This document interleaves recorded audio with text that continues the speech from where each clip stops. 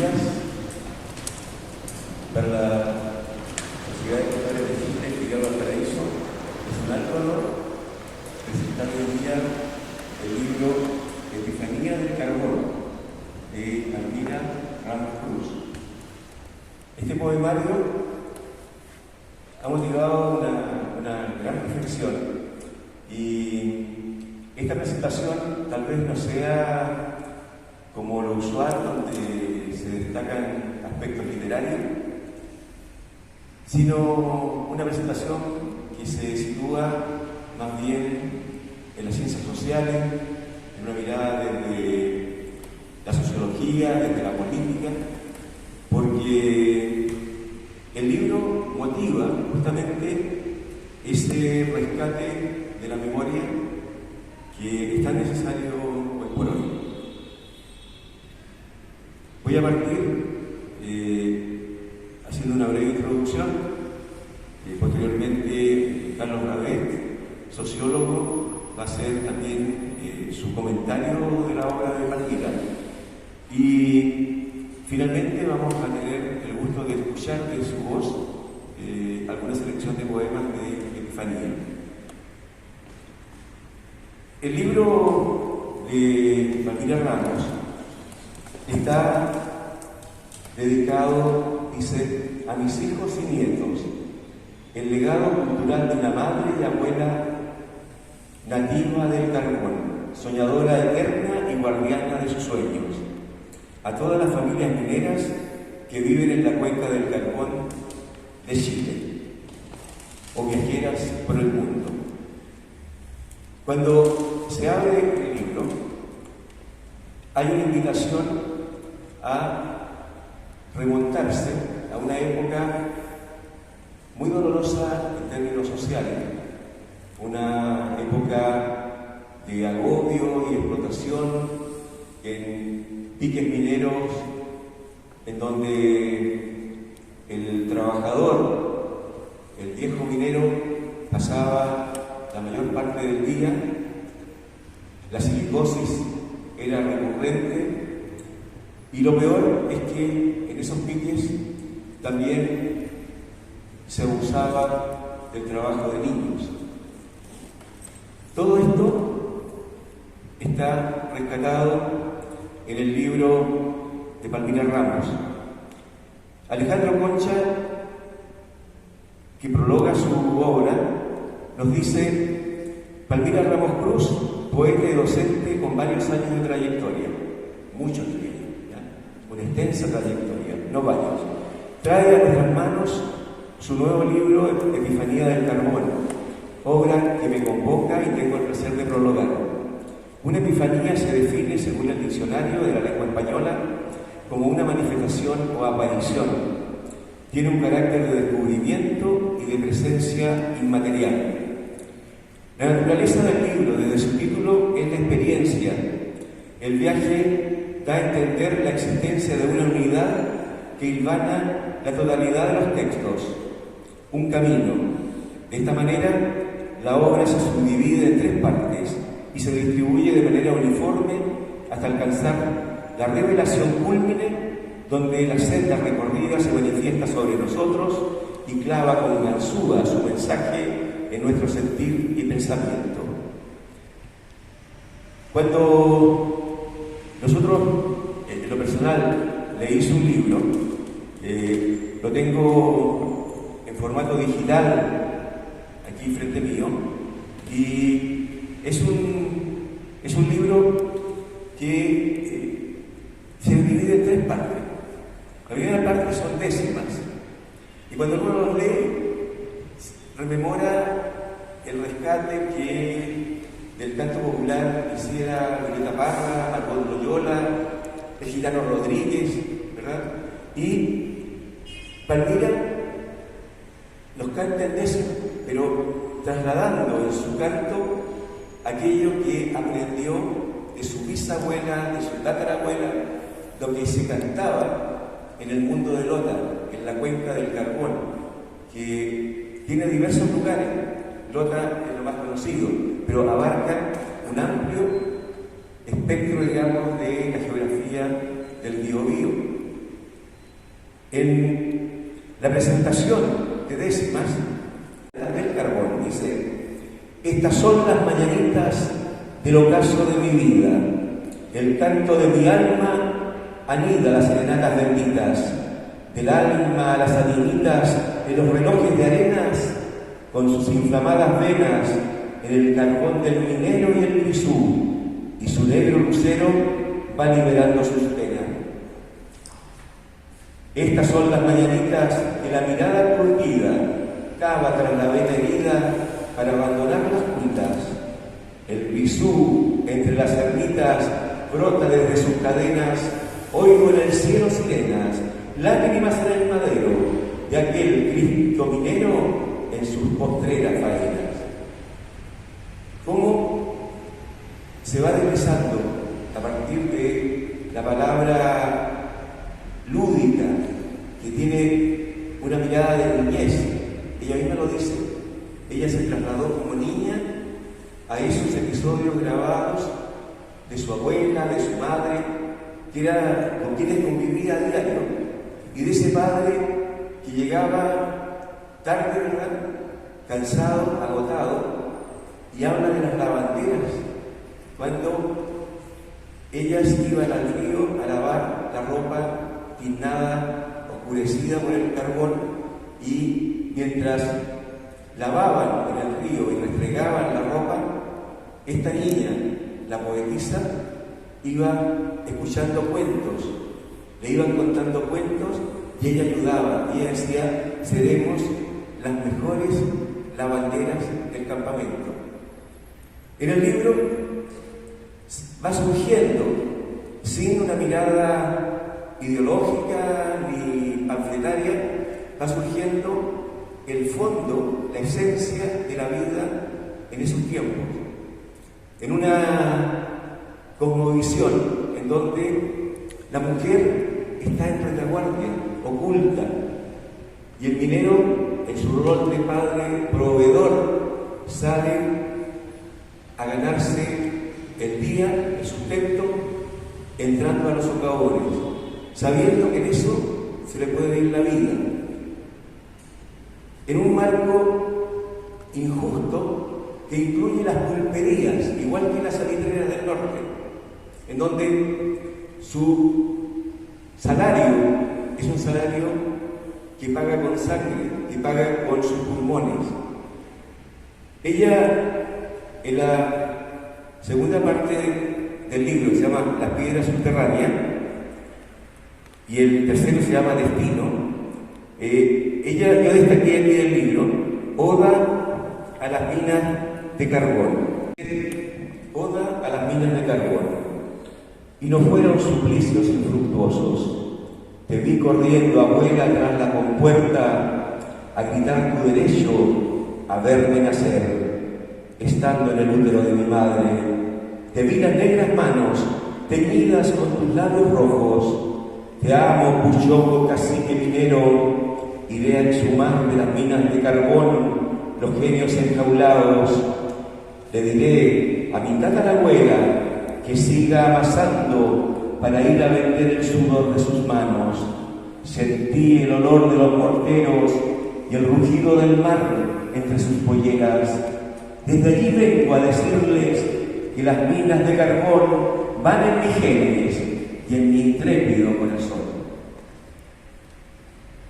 La reflexión que me dejó leer este libro, conmoverme con este libro, fue remontarme al presente del libro, saltar al presente y visualizar una sociedad distinta, ver la crisis que existe de las instituciones sin legitimidad, la evidencia palpable de que la política está en crisis.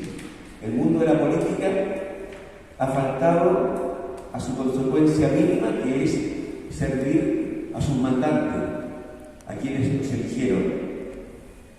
Cuando los representantes populares traicionan a sus representantes y sirven intereses espurios, la política manoseada política, desprestigiada política por los medios oficiales, necesita ser rescatada por el ámbito social. Y en eso nos encontramos los escritores, con el deber de aportar a la memoria, de llevar a nuestras creaciones literarias la esencia identitaria del pueblo, sus luchas, su canto, su coraje y resistencia. Palmira Ramos cumple con recuperar una época para que las futuras generaciones aquilaten la vida que fluyó en la cuenca minera del carbón. Su epifanía es una explosión de conciencia para redescubrir esos escenarios crudos, pero a la vez de profunda fraternidad y amor, que la poeta descubre en su infancia, en sus ancestros, sobre todo, como ella lo dice al inicio de su libro, sobre todo de sus ancestros mujeres. Esa es la retaguardia vital de la sobrevivencia de las familias en la cuenca minera. Las mujeres al lado, compañeras, con el compañero agobiado, cansado, enfermo de silicosis, o también cuidando, tratando de proteger a los hijos que a los 8 años se metían en el socavón para ayudar en las labores, porque como eran pequeñitos, esto nos lleva a la revolución industrial. Cuando ven a un niño describe en su tierra este infierno social, ¿verdad? Pareciera que estaba haciendo tal vez una exageración metafórica, pero no, era la realidad cruda que aquí, en una ternura profunda, Palmira Ramos va descubriéndonos. Ella, pienso yo, está dejando en su libro, más que un legado, un espíritu que viene a refrescar la apatía, la desesperanza que nos puede envolver en los momentos presentes. Porque en esa resistencia de ayer, de las familias mineras de Lota, y que fueron y siguieron siendo abusadas por la democracia, porque la reconversión famosa de los mineros cuando se cierra Lota fue un insulto a su historia y a su dignidad, porque pretender que los mineros pasaran a ser peluqueros estilistas es una falta de respeto profunda. Y lógicamente eso plasma el cómo ven a estos lugares que son prácticamente oasis o lugares de castigo, en donde se les llama zonas de sacrificio. Para que pueda desarrollarse el resto del país, se le asigna a ciertas regiones el carácter de zonas de sacrificio y se convierten justamente en quienes pagan los costos sociales, ambientales, de todo lo que es exuberancia de la oligarquía santiaguina. Que este mensaje de epifanía del carbón, que debe llegar a las escuelas, debe ser lectura obligatoria en la escuela primaria y en la secundaria, tiene que rescatar este mensaje, adecuándolo a los desafíos presentes, a las nuevas dominaciones y a las nuevas resistencias libertarias que desde la base social debemos construir. Porque las élites que están o coludidas o cooptadas por la corrupción niegan esta literatura social. Les cuento, nuestra socia de Ovalle, Gloria Manuenda, escribe en Rescate de la Memoria que ella, siendo profesora rural, opta para un cargo de directora de una escuela rural. Ella en la noche empieza a alfabetizar a los campesinos que no sabían leer y les lee Baldomero Lillo. Ese acto de leer Baldomero Lillo a los pobladores del campo, a los trabajadores del campo, le significó ser tallada por la dictadura y removida de su cargo. Y tuvo que pasar al empleo mínimo para sobrevivir. O sea, esa es la forma concreta que demuestra que el monstruo sigue vivo y pisa fuerte. En ese sentido, esta visión del libro, ¿ya?, más allá de lo rico en literatura, lo rico en metáforas, es un aliento para recuperar los nidos en el espíritu de los ancestros que forjaron sindicatos, que fueron reprimidos, que fueron hostigados por el sistema. Hay que rescatar, a partir de lo que nos dice este libro, la soberanía popular que rompa los vendajes del miedo y la dominación de los poderosos, porque ellos replican en toda época su mismo egoísmo y en diferentes épocas están tratando de aplastar y abusar del pueblo más humilde. Pero ese pueblo tiene coraje y en la cuenca minera está en este descubrimiento, en esta explosión moral que es la epifanía del carbón. Gracias, Palmira Ramos, por este regalo a la conciencia ciudadana.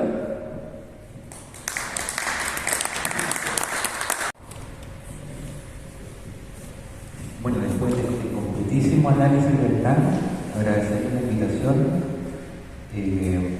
también agradecer la presencia de Palmira, que creo que, como se ha dicho muchas veces, son héroes populares anónimos que trascienden décadas, trascienden generaciones. Tenemos un contexto de una revolución industrial de la técnica que lo describe muy bien el plan. Tenemos en todos los poemas, los trabajos de Palmira aparecen las trabas del burocratismo del siglo XIX, del siglo XX, el nuevo burocratismo, que es una respuesta de la sociedad moderna a estas complejidades, a estas diferenciaciones, a estos distintos valores que van saliendo. Pero el texto de Palmira también nos sumerge en ciertas como imágenes de mundo, ¿no? Esta epifanía de como un descubrimiento que subyace en lo material. La atención del pasado, que Nala describió muy bien, versus como una reconstrucción constante del pasado, buscar el futuro, buscar la esperanza, buscar las alternativas. Aparece una memoria del carbón, pero que no solo es material, sino que está en la sangre, y al parecer también la podemos descubrir en el patrimonio material y en el patrimonio inmaterial. Como dice Palmira en sus textos, emociones y pensamientos que trascienden la época. O sea, no solamente son emociones del pasado, sino que también hay una evocación a lo que algunos llaman una memoria transgeneracional que permite trascender esos dolores y esos temores de épocas pasadas. El trabajo de Palmira mezcla de manera muy creativa a los ancestros con la pintura dentro de una visión del mundo que expresa un cierto mestizaje, o sea, la idiosincrasia, lo decía Hernán muy bien, las identidades regionales, no solamente el centro de Chile, sino cómo se expresa la identidad en las regiones, en el carbón, en el trabajo, en esas familias, qué es lo que viven, qué es lo que sienten. Aparecen algunos esbozos también similares al trabajo de Hernán Rivera, de esta idea, ¿no?, de resucitar y atravesando el desierto, ¿no?, que tenemos una vida inhóspita, una vida difícil, una vida con problemáticas, pero en ese desierto donde no hay señales, al atravesarlo, aparece en los textos de Palmira la idea de esta resurrección y una idea de volver a nacer, más allá de las condiciones materiales, nacer de nuevo, fortalecerse espiritualmente y quizás la idea como de un segundo nacimiento, ir lentamente reconstruyendo el pasado desde el presente. Aparecen en los textos de manera muy fina cada poema va como descargando y va liberando tensiones del pasado, familiares, laborales, y a través también de una perspectiva dinámica que muchas veces no está en los trabajos, sino que a veces el trabajo describe el pasado, describe el presente, pero no mira hacia adelante. Este trabajo, como hablábamos, mira, está constantemente mirando hacia atrás y hacia adelante, hacia atrás y hacia adelante. Entonces, hay un punto de comparación en la sociedad que fue, en la que se está abriendo y en la que nace. Y ahí el rol de la espiritualidad, como lo plantea Palmira, un camino de sanación y sublimación. O sea, frente a todos los dolores, frente a todas las dinámicas de repente agobiantes que describió Hernán, Palmira pone en el texto que la espiritualidad entrega un camino, que la sublimación de todas estas tensiones laborales o personales, cuando se reza, cuando está ese arte de la resurrección, cuando está esa sublimación de lo material, aparece la superación de esas tensiones. Lo escribe Palmira muy bien como una esperanza que se alimenta en acciones cotidianas y en conjunto. Su trabajo constantemente habla de las familias, no son familias aisladas, de los trabajadores. Lo dijo Hernán muy bien. En esta época que si le transportamos al siglo XX, al siglo XXI, cambian las formas, pero esas tensiones no están totalmente resueltas. Aparece quizá este miedo inconcebible a la pobreza que atraviesa generaciones y que atraviesa oficios, abriendo, como le dice Palmira, la necesidad de un futuro distinto. O sea, en la descripción de los textos, Palmira no solamente se queda en esa impresión de las cosas, sino que está constantemente aludiendo a la necesidad de un futuro distinto. O sea, que las cosas tienen que cambiar, las cosas no pueden seguir siendo como se vivieron o como fueron. Y ahí Palmira mezcla la profundidad del silencio, que está muy presente en varios de tu poema. Se percibe el silencio, la quietud, la reflexión, la mezcla, como le dices tú, del sonido de la tierra, los ciclos de la tierra, la sonoridad del mar y la fuerza de la noche, que al igual como en el vino, como en los productos biodinámicos, uno al entrar a esta obra, uno se conecta con toda la fuerza de la naturaleza, pero una fuerza que está diversificada. Y esa fuerza, esa profundidad que Palmira involucra en cada uno de sus textos, también le da un realce y una perspectiva a su obra. Finalmente, creo que es importantísimo destacar la manera en cómo Palmira entra a la crisis de nacionalidad e identidad que tenemos y la cruza con los símbolos varios, las experiencias intergeneracionales muy bien descritas, particulares, no homogéneas, ¿no? Desde un problema de identidad a un problema de nación, y como tú describes, un cielo ambientado de esperanza, que al parecer hoy se entrecruza en la modernidad, en esas tensiones de la posmodernidad, para algunos de la hipermodernidad, donde el mundo actual, si bien se han generado cambios, todavía en ese cruce hacia el pasado, en esa mirada hacia la faena, hacia el oficio, lo estamos viendo con la luz, lo estamos viendo también con las materias primas, todavía no se logra, digamos, o destrabar o resolver concretamente el retrato que las familias nos contaron y, como decía Hernán, el trabajo que profundamente podrían hacer los colegios y las universidades del punto de vista cívico, del punto de vista educativo, no ver esto como lo ven las élites santiaguinas, como experiencias aisladas, como testimonios personales. Sin lugar a dudas, y en eso concuerdo completamente con lo que han dicho, estas no son experiencias aisladas o no son sensaciones particulares, son tendencias y son descripciones que hablan del espíritu de otra época que nos permite hoy día entendernos mejor y también nos entrega una claridad en poder ver cómo poder superar las tensiones que tenemos hoy día en el presente, que tiene que ver con cosas que o ignoramos en el pasado o no la hemos trabajado, pero quizás todavía está la posibilidad, Palmira, de que estos trabajos sí orienten y profundicen en trabajos mancomunados de cultura, educación, como dijo Hernán, descentralización. Yo veo que esa puerta todavía está ahí.